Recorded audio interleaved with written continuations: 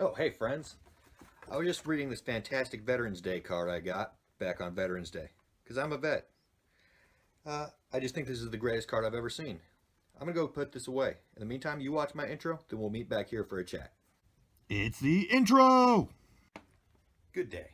I'm a bald veteran with a beard, and as you know, that makes me an internet firearms expert. Hi, I'm Matt. Welcome to 50 Caliber Karma. Video. Good news, Ruger fans, owners, fanboys, and freaks. I have several Rugers and a textbook case of confirmation buys.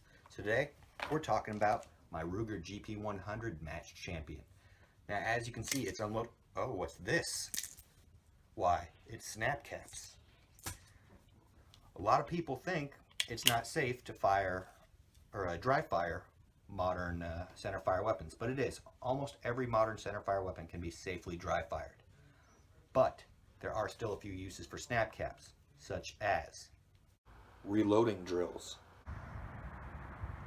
Bang, bang.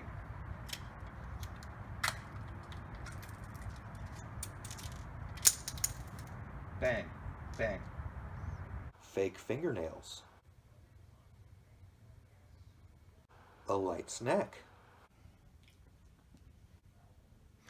So, let's move on to talking about this, which is now actually officially unloaded. It is a .357 Magnum 6-shot revolver. It's just so nice. It's a nice chunk of steel in your hands.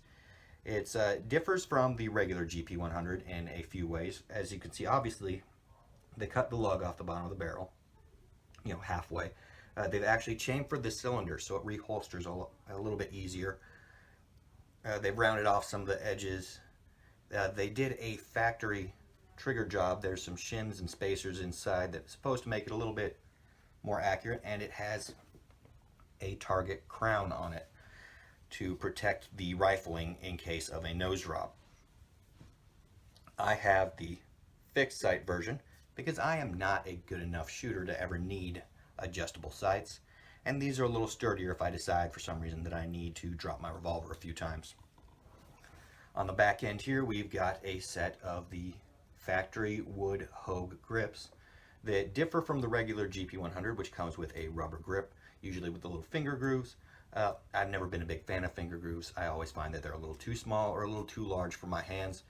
But with this straight, well, sort of curvy wooden one, it is not an issue at all.